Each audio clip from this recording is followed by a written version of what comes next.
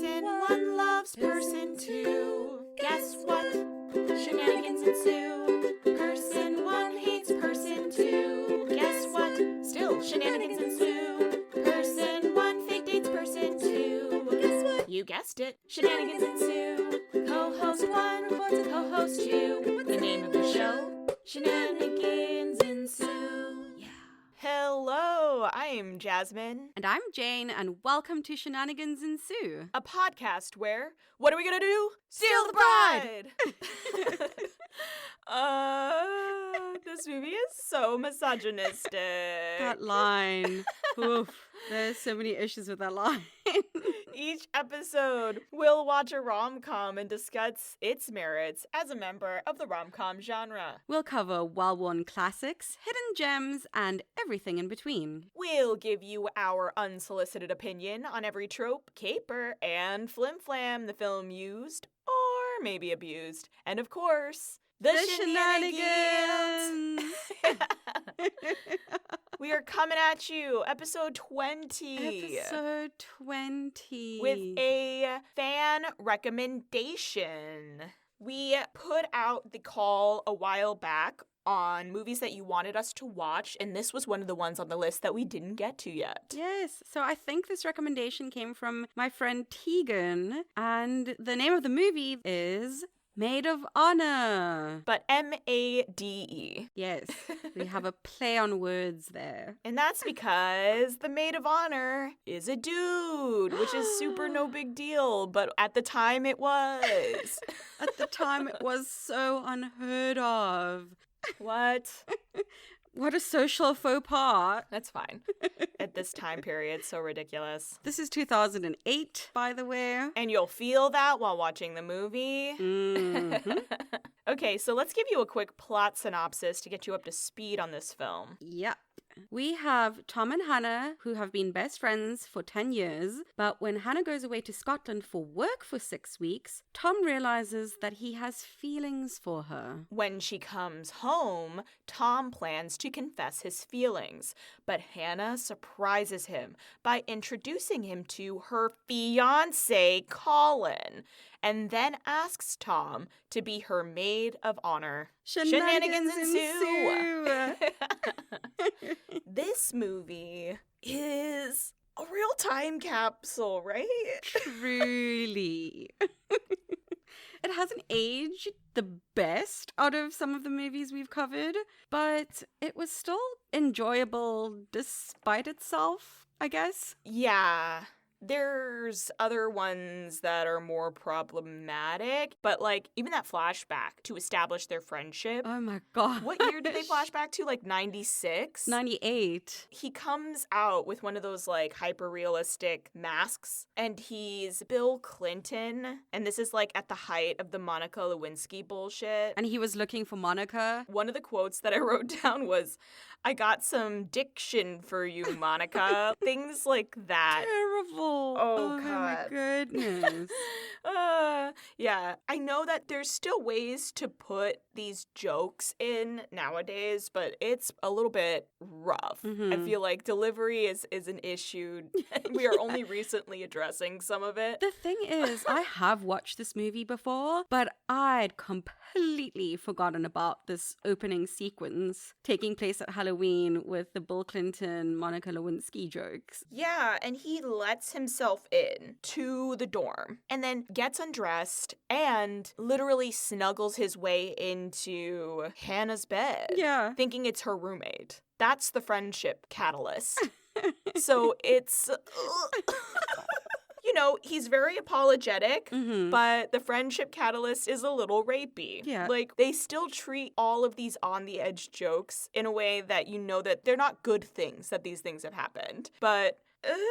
Yeah, and I mean, she immediately calls him out on it as well, and they have that back and forth, especially because Tom almost immediately tries to sleep with her after establishing that Hannah's not the person he was looking for. He was there for the roommate? Yeah. Yikes. But it does set up the characters very well. Tom is a playboy, Hannah's a little more straight-laced, but they seem to enjoy bantering with each other. And so we already see the beginnings of their friendship. Her golden proportion takedown at the very top of this film was a thing of absolute beauty. Yes. Like, should you be that mean to somebody? Generally, no. If you said no and they're not taking no for an answer, then you absolutely get that mean with somebody. And you know it was cutting because Tom remembers it and quotes it to Hannah 10 years later. She doesn't even remember. No. Fully deserved it, though. Yeah, fully deserved. I guess let's get into those tropes. Yes. All right. So we've got friends to lovers. We've got a love triangle. We've got a reformed playboy. If you could see me, I'm doing air quotes. We have mistaking people getting married. We have breaking up a wedding. Jane hates that. We've got dog forwarding the plot. I hadn't even said anything. I didn't even exhale through my nose. Nothing. Jasmine can't see my face. No, that's just, like, I don't have to look at you to know that that's something you're unhappy about. Yeah. Okay, carry on with the tropes. We've got dog forwarding the plot. A misunderstanding, compromising position. We've got the dramatic chase with a horse. Yes. Why? And a grand romantic speech. Yes. Some great tropes in this movie. Seriously. And they're all very fun. Yes. I feel like we get them. They're satisfying. Yeah, good use of tropes. All right, that's the tropes. Let's go straight into the shenanigans. Oh, yeah, done. Okay, bye. No, okay, so seriously, though. Yeah. You know I love a well-executed love triangle, and this was another excellently executed love triangle. Yes. We were talking about it, and this is almost the absolute inverse of Tad Hamilton in that she could have ended up with either guy, and it would have been fine. Yeah. They were both decent guys who both star in Grey's Anatomy. For some reason, we have that crossover. It is a Grey's Anatomy crossover episode in an alternate universe where Kevin McKidd is Scottish. And Dr. McDreamy never left New York City. That's the crossover. And never became a doctor. He made the stupid coffee sleeves instead. It's so funny. I'd forgotten that Kevin McKidd was in this. And so when we have that big dramatic reveal of him being the fiancé, I was like, oh my goodness. I know. Jane immediately messaged saying, I forgot he was the love interest. But back to what you were saying, Jazz, about love triangles and this being a really good one, is that both the men are really pretty decent. Yeah. And I would have been happy with her ending up with either one of them. Unlike Win a Date with Tad Hamilton, where I didn't want Rosalie to end up with either of them. Yup.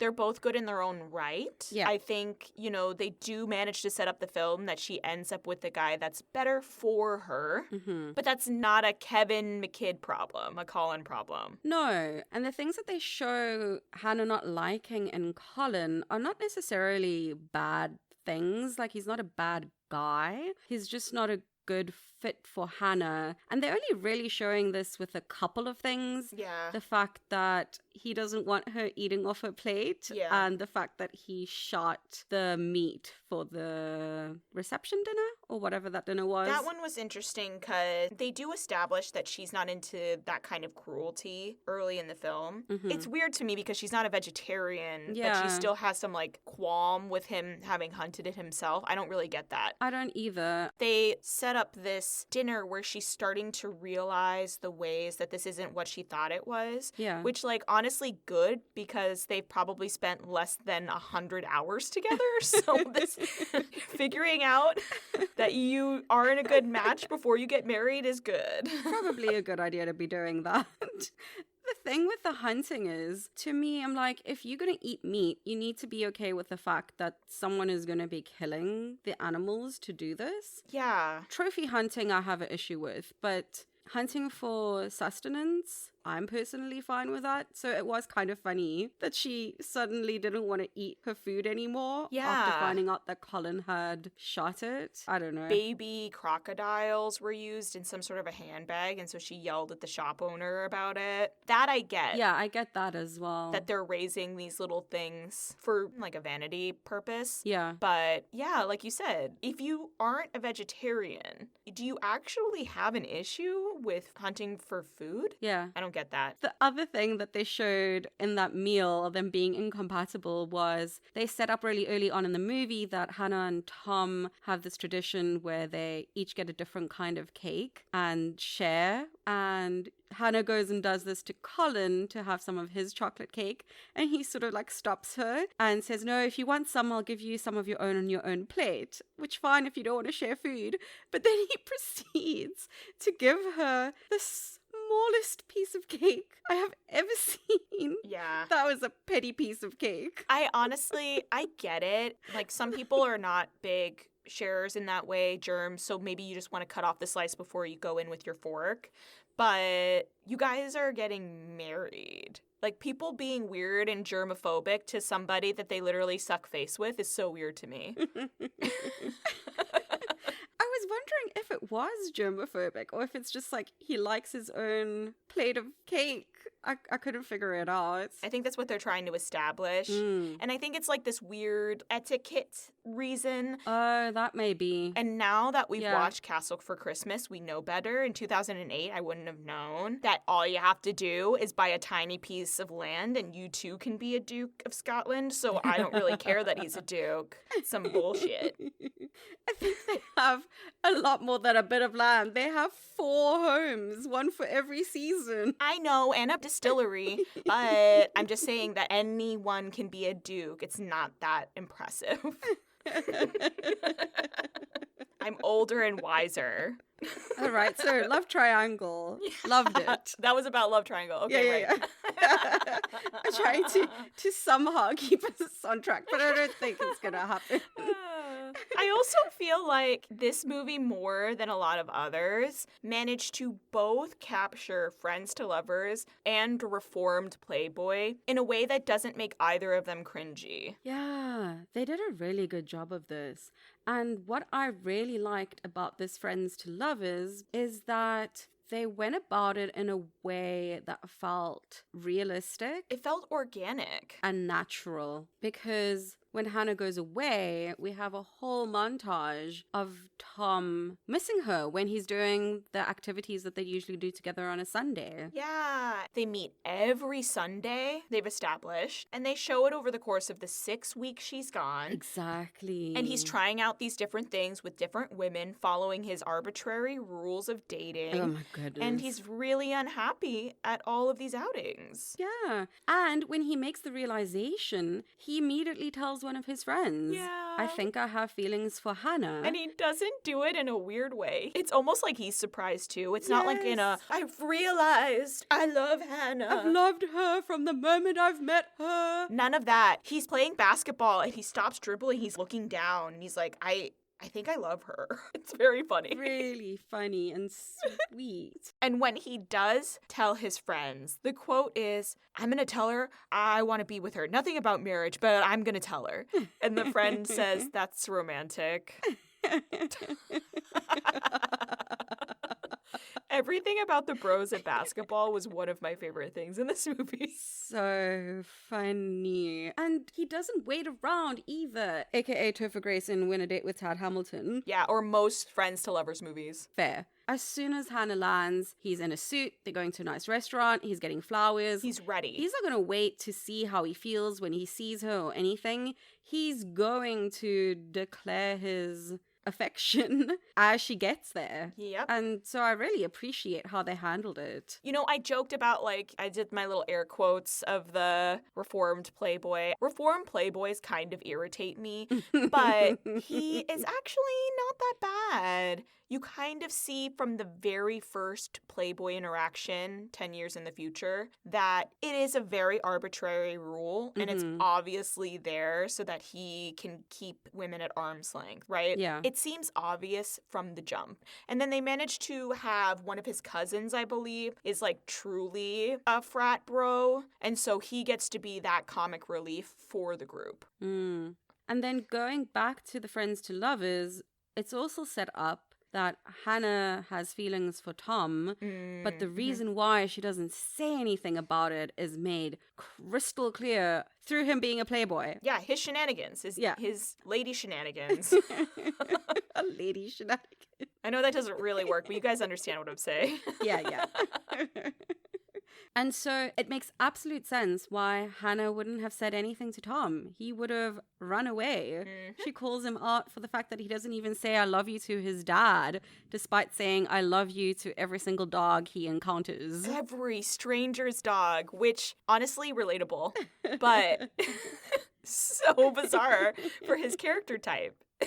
It's actually very endearing. Except the only dog he doesn't say I love you to is when he's in Central Park and he pets... It's a Scotty. It's a Scotty. It's the Scotty. He's feeling really salty towards Scotland right now.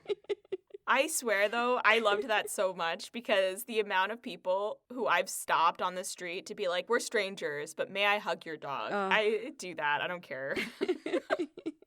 I don't think that is so weird. It's the fact that he's saying, I love you to all these random dogs, and he can't say it to a human being. Hey, buddy, I love you. Oh, yeah, you're great. Like, oh, I love you. I love you. And she calls him out on it at the end. Hannah's like, the hell is wrong with you? Yeah. So good. Oh, right, which, since we're on it, the dogs forwarding the plot that way is so fun. Especially because the one that inspires Tom to go do the mad chase, to go break up the wedding, doesn't even do anything or point at anything or look at anything. Nope. We've had dogs that are a lot more meddling than this one. Oh, 100%. Hamish comes to mind. Oh, Hamish. Hamish is working extra hard. How do we know? Wait, maybe one of those dogs was Hamish. Headcanon is Hamish was actually in the movie. Despite them taking place, 10 years apart? Yeah. Hamish is magical. It's a magic dog. Yeah, puppy Hamish is maybe somewhere in it.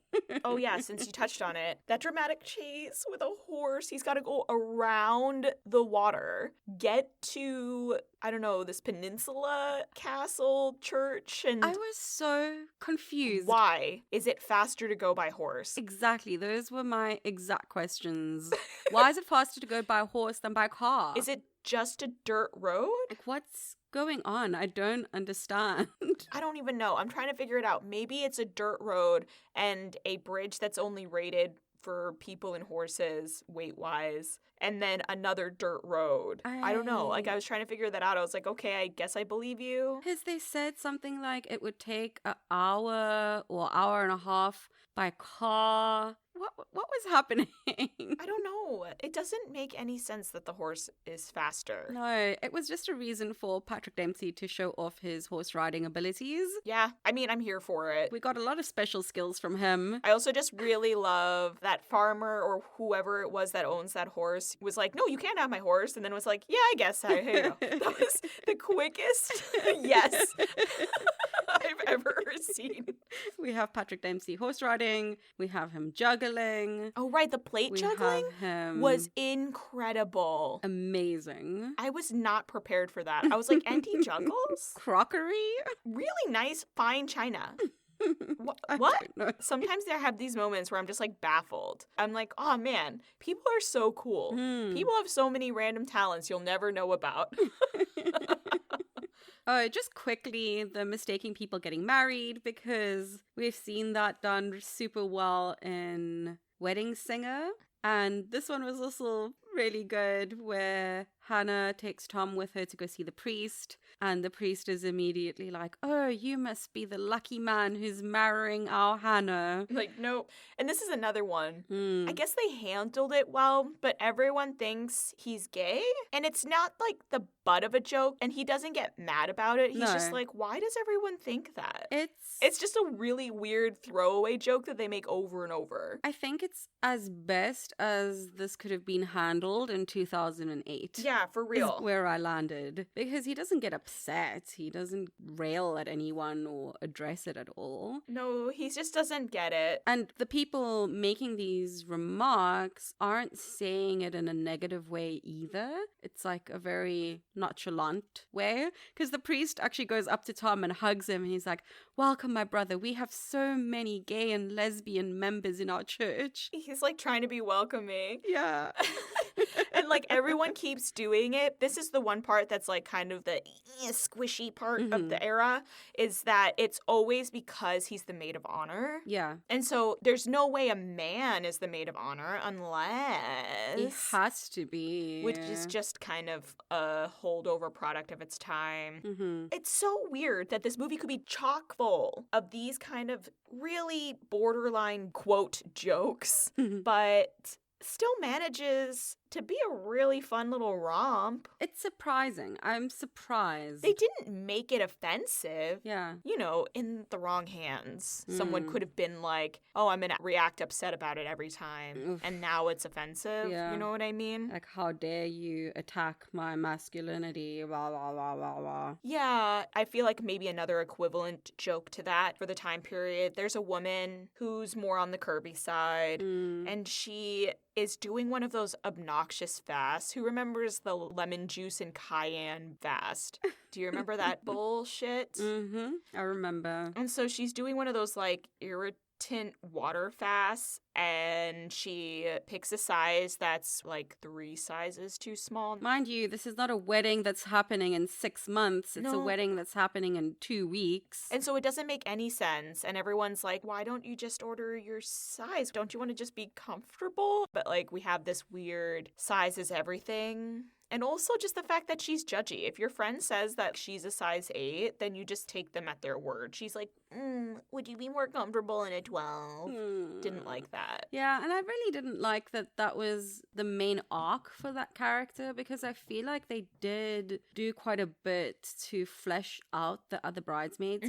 And so while she got some screen time, it was just unfortunate that this was what her story was, you know? Yeah, I guess I will say that I'm super happy that they gave her a very happy ending. She has a little bit of like a freak out when she says, no, I'm wearing that dress size and I'm going to meet my Scottish Prince Charming and then we're going to hit it off. I'm going to live happily ever after. And because she got the wrong dress size, she sits down and tears a seam, which a very charming Scottish gentleman notices, convinces everyone around him to give him the safety pins off his kilt so that he can then help her stitch it up in a temporary way. She does manage, because of the way that they wrote it, to get her happy ending as a result of her shenanigans, but it's still one of those moments where you're like, you squared the circle, you managed to make this work, but you didn't need to do it in the first place.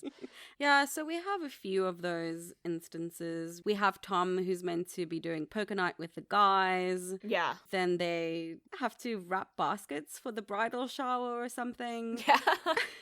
And one of the guys goes off and he's like, I hope you find your balls. They're probably in one of those baskets. And he flips them off. He's like, I'm going to a strip club to go eat some meat and look at some boobs because I'm a man. Yeah, real cliche.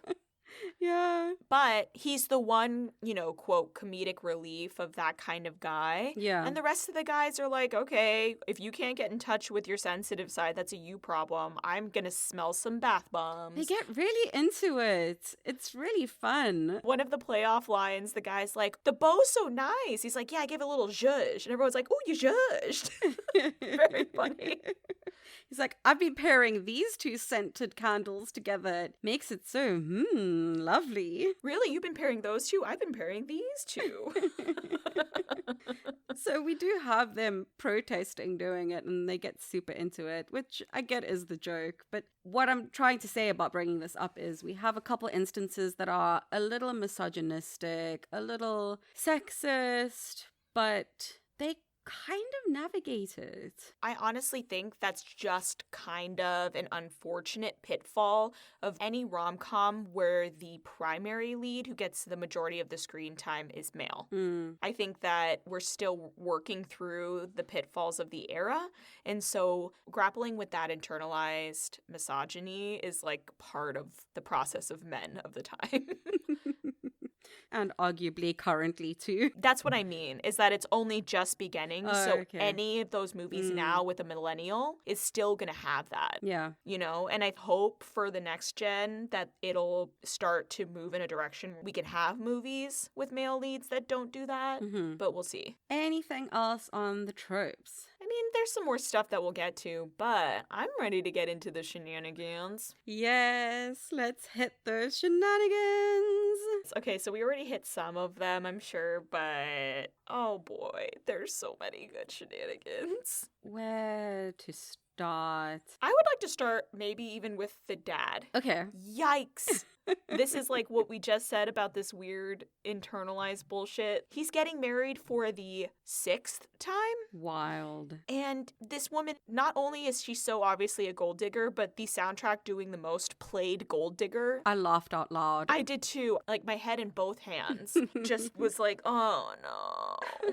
Part of me actually loved that they were still working on the prenup moments before her limo pulled up. 10 minutes before the ceremony was about to start. Yeah. He still hasn't signed his last divorce papers. They haven't finalized the prenup yet. I was kind of into that insofar as respect. You know what this is. No one's under any false pretense. You are two grown-ups who are allowed to do that. Like, I was like, okay, yeah, word.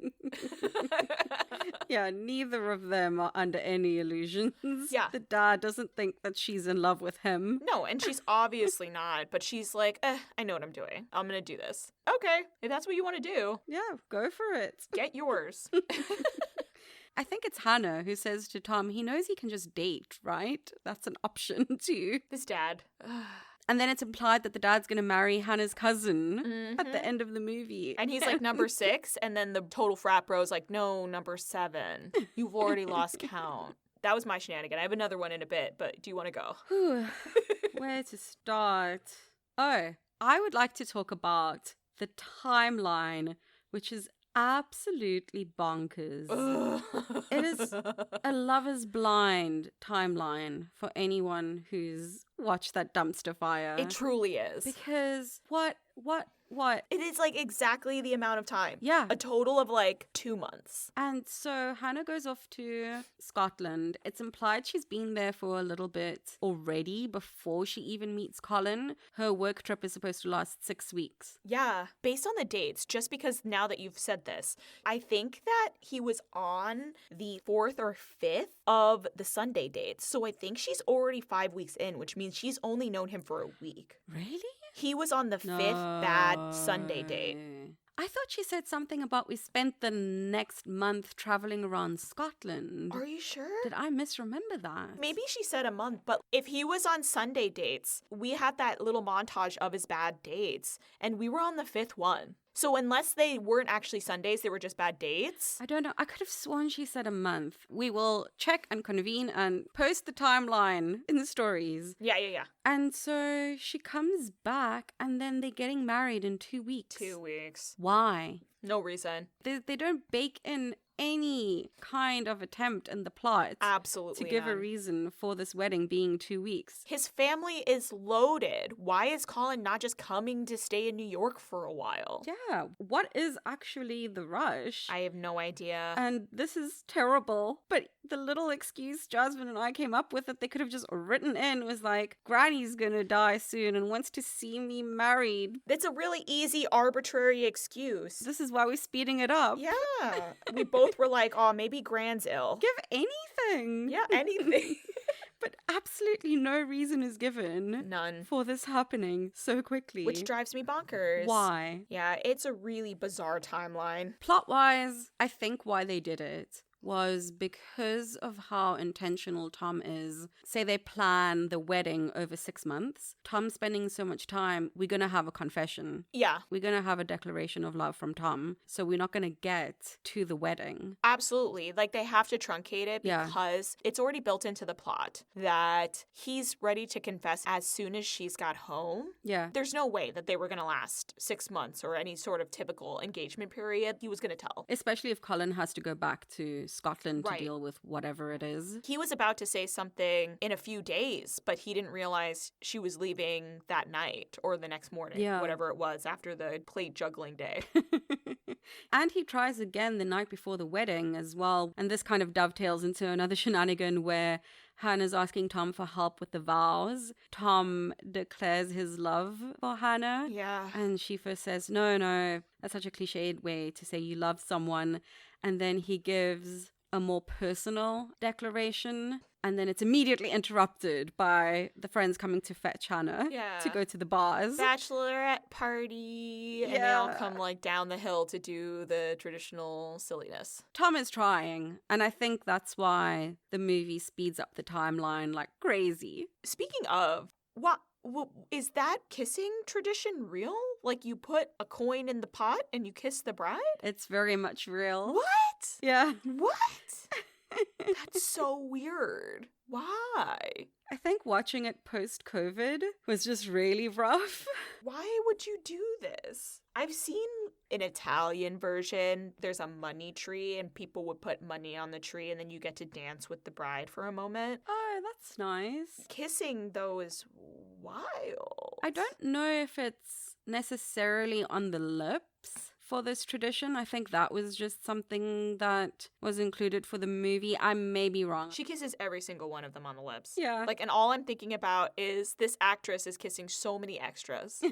Like, these are just randos. And then for added shenanigans, one of the guys in the bar steals Hannah's hat and puts it on, and then he starts kissing all the dudes in the bar. Oh my gosh. It was a really ridiculous scene. But then we get their first kiss. Yes, it led to a really, really good first kiss. I mean, I knew he was going to do it. Yeah. It's built in that he has to do that. Fully. But whoo, That was a really good kiss. they went in. I mean, that kiss was so good that it had her going up to his room in the middle of the night to talk about it. Like, no if, ands, or but. And the mum, She drops the money. Mom is in the background doing the most. She sees it and walks off. Nope. One of my favorite things about the movie, I have to say, whoever this DP is truly nailed the restaurant scene where Tom meets Colin for the first time and is informed that Hannah's engaged. oh, that scene was amazing. That scene is incredible. Number one, the choreo, like, he slams into one of the waiters because he's so distracted, which was, number one, already so funny. Yeah. He's so frazzled that he then slams into the waiter again. This poor guy is like, what's wrong with you? He starts freaking out. Very funny. And what I loved about the filming of the scene is you've got Hannah and Colin sitting on one side of the table. You've got Tom on the other side. They're talking. Tom is getting to know more and more about how their relationship developed and how incredible Colin is. And as they're going back and forth with lines, the DP is circling them, right? And as the scene starts to unfold, that actually they're very much together and that, like, Tom has maybe missed his chance and everything is getting really intense and the camera's spinning faster and faster and it's just really, really going and, like, it's frantic until he finally gets up and then slams into the waiter. It's very funny. Amazing. Beautifully shot. I wrote down, this is psychotic. I'm having an anxiety attack. Yeah. And the thing with the flowers, when Tom crashes into the waiter the first time and the flowers that he bought go everywhere and it lands in this couple who's also there and the guy's like, your flowers, and he's like, I didn't have flowers, and Hannah's asking, did you have flowers? And Tom's like, no, I didn't have flowers. What's going on? Who you? Hi. It was just wow. He's so thrown off, poor dude. So Tom has met Colin now. I think like Tom thinks that he's gonna be a smartass and invite Colin into the basketball shenanigans with his crew, so he's on his turf and he'll have some sort of control. First of all, Colin has never played basketball. He says, well, back home, we call this netball, and it's something that women mostly play. Yeah. Somehow, Colin slam dunks the ball. I don't know sports. And he's like, oh, I'm sorry. I suppose I'm not supposed to slam it into the basket that way. And they're like, no, that was amazing. And then Colin is like, why don't all of you do that? He's like, if we could, we would, bud. Yeah. Somebody says that. And so I wrote in my notes that we have a literal and figurative dick measuring contest. Love. Because after the game in the showers. You know I love that. It's one of my favorite shenanigans. Yes. Because after the game, when they're in the showers, they're all looking at Colin, and it's implied that he is particularly gifted in that area. Yeah. Not just in basketball. They all stop at the showers and just stare and have a little chat about it, and then, like, don't actually go into the shower. Yeah. Wild. Oh my goodness. What? It's, oh my gosh. The bros are so funny.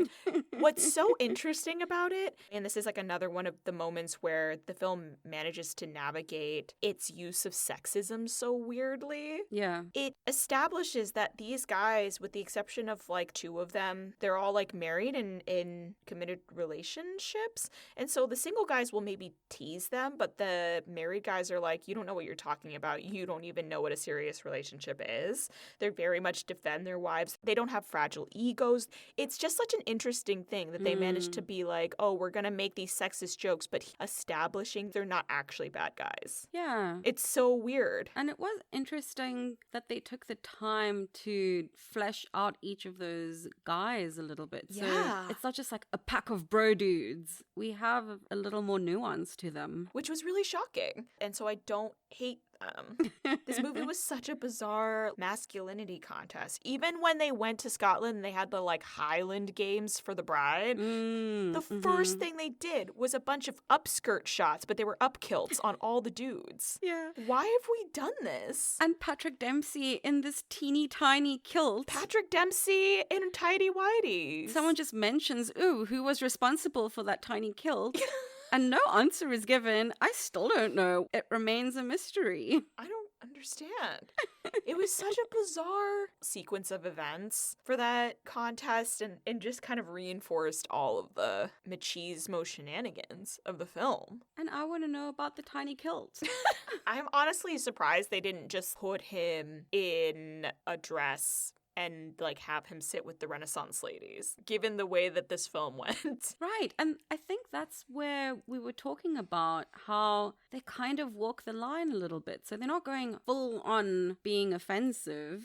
He is competing in the games too, but now we have a tiny skirt. Yeah. I don't know. Yeah. They were like walking that line somehow. Fascinating. So my closing shenanigans are I took the time to write down, quote, Tom's stupid rules. Yup. It's no back-to-backs, not more than once a week, the 24-hour rule, Ew. and no family events. Those are the ones mentioned in the movie. Honestly, it's truly awful. It's terrible. Why would you do this? To not form emotional attachments to people. Yeah. That's what I mean by like an actual playboy who's doing it because they are a playboy doesn't have arbitrary rules. No, he's just playing. He's manufactured rules so that he can LARP as a playboy. I don't understand. I don't know. This is who you're trying to be. Like, it's an illusion. So bizarre. But I'm glad that Hannah calls him out on it and calls it Tom's stupid rules. Yeah. It's like Tom's stupid rules TM. TM. Any more shenanigans? Just really quickly, the ladies, I really do love how they're able to establish the best friend group as well for the women. We've got this gorgeous moment where they come in for the lunch to talk about being bridesmaids. And they come in slow-mo, looking amazing. Yeah. And it's really funny to see, like, you know, the cousin who's very meddling. You've got the one friend who seems to be a peacekeeper. I am really impressed with the way that they did this, Mm-hmm. despite some of the other train wreck moments. Yeah, for sure. And they're showing up for Hannah, Mhm. trying to help Tom. You root for the friends, You do. and the friends on either side are good friends. And so their friendship, Hannah and Tom's, while it's very important, it's really nice that they have other people Yeah. around them to support them too. The support systems around them are great. And we see a lot more people than we usually do Yeah. around the romantic leads. Each has a parent and they each have a group of friends Yeah. outside of each other. It's great. It is great because sometimes it can get a little too sucked in to just the two. Yeah. I think it also helps establish even the cousin is someone that Tom is hooked up with, Tom's hooked up with everyone. but it manages to be okay. I don't know how they did that. I don't know either. I mean, they did have the fun exchange of, oh, I'm so sorry, my other bridesmaid is going to be my cousin. Yeah. He's like, oh no, she hates me. He's like, no. And Hannah says, well, you broke her heart. And he's like, well, she broke my nose. You know? They get so much of that right. I don't know. It's so bizarre. Yeah. I had so much fun, and I also want to rewrite so much of it. Yeah. Which, I guess brings us to Yeah. Fun Fab Fail. We didn't check off Mike. We didn't. I think it's a fun, right? Yeah, honestly, I'm tempted to give this one a fun? Despite myself. Question mark? It feels like a win the date with Todd Hamilton. Like a fun question mark. Fun? I think so. I don't hate that she picked either of them. Yes. It's just, there's something about it that's just a little off. And I think that offness is just the time period. Yeah, I agree. Also, there's a few moments where they wrote this female lead, Hannah, in such a weird way. When she's with the church officiant going over what the vows are going to be, she can't answer.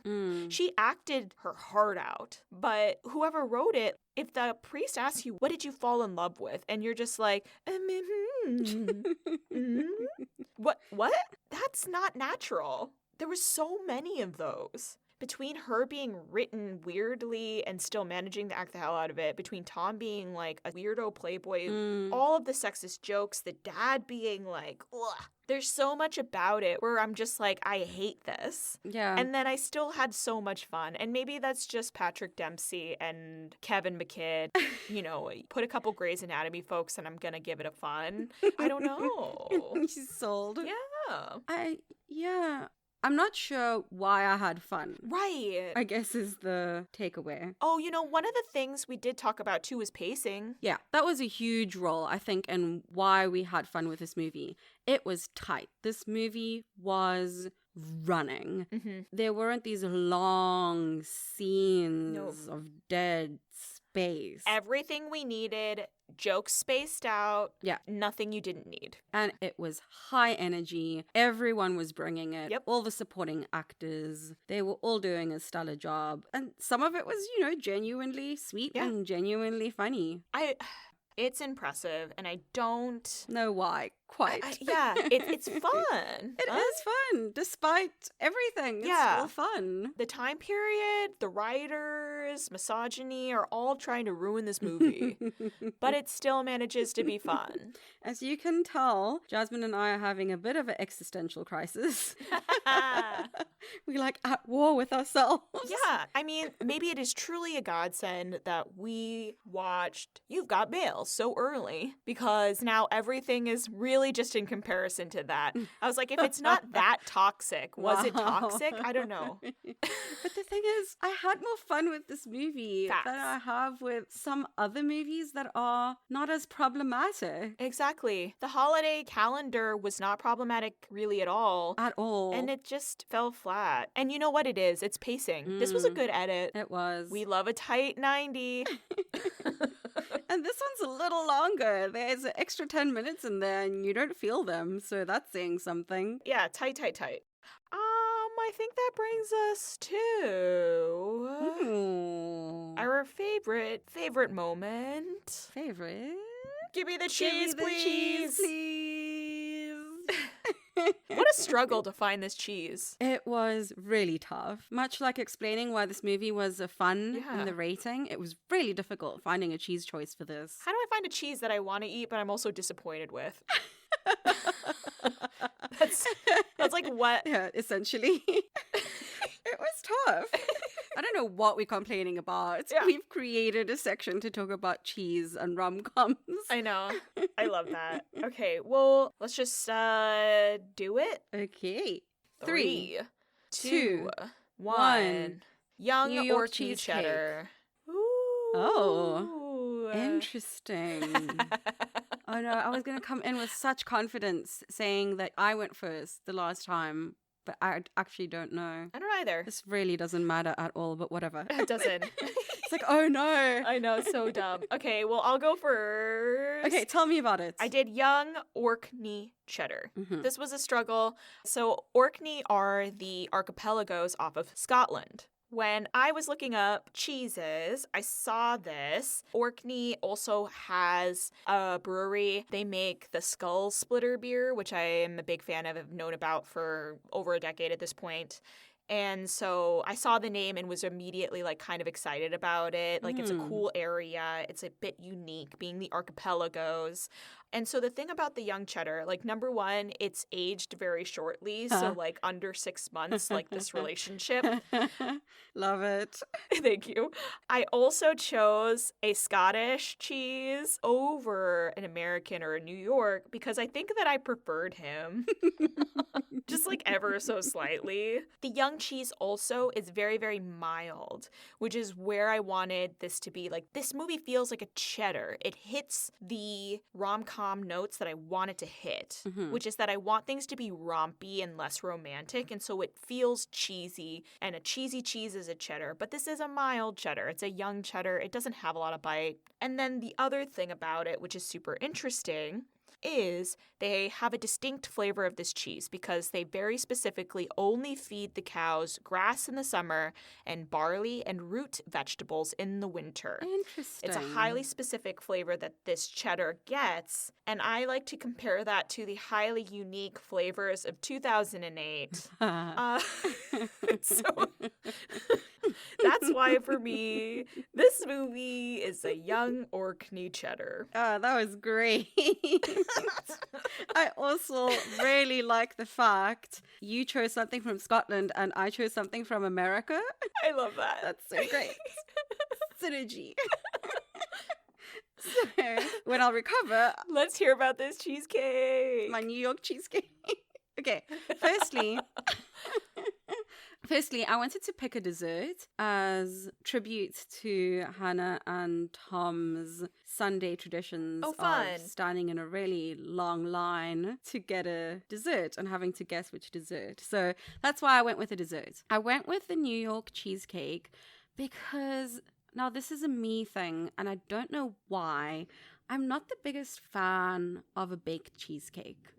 There's something texturally that I don't gravitate towards. Right. It's nothing that I will see on the menu and I will ever pick for myself. But on the occasion when I am sharing with someone and I happen to have some baked cheesecake and it's really good, I really enjoy it. Yeah. And the New York cheesecake is really good. By the way, it's the ricotta. Oh, is that it? A lot of them will have ricotta instead of or a half and half with a cream cheese. That could be it. Probably what you like about the New York. Maybe. And so with this movie, I end up enjoying it despite myself. And that's how I felt about this movie. Yeah. I am not going to be reaching for this movie the way I would with, say, a Cinderella story or 13 going on 30. Yeah, absolutely not. Yeah. I still had a lot of fun. And the same with the cheesecake. If there are other desserts on offer, I'm not going to be reaching for a baked cheesecake. Yeah. But I may still enjoy it, depending on who made it. That's my rationale. No, it's perfect. Yay. It makes perfect sense. Thank you. Oh, we never spoke about the crashing a wedding trope. Oh, we just avoided it for your their sake, I think. Oh, okay. Well, then thank you. Then we don't have to talk about it. Yeah, no, I don't need to talk about it. They crashed a wedding. You shouldn't do that. If it's already gotten to that point, you let them get married. And as a result, Tom got punched in the face. Deservedly so, one might argue. Yeah, honestly, that's probably the reason why I was like, nah, I'm Team Colin, I think. Well, everybody, there you have it. That was our discussion of Maid of Honor. Let us know your thoughts on the movie, any shenanigans we may have missed, or what cheese you think it is. You can follow us on Instagram at shenanigansensuepod, or you can email us at shenanigansensuepod@gmail.com. We hope you'll join us next time, and until then, Nobody in the world makes me laugh the way you do. Bye. Bye. That really was such a cute quote. And the fact that she sort of comes to the realization that he's actually talking about her, and then it gets interrupted. Like almost immediately. Yeah. That was great.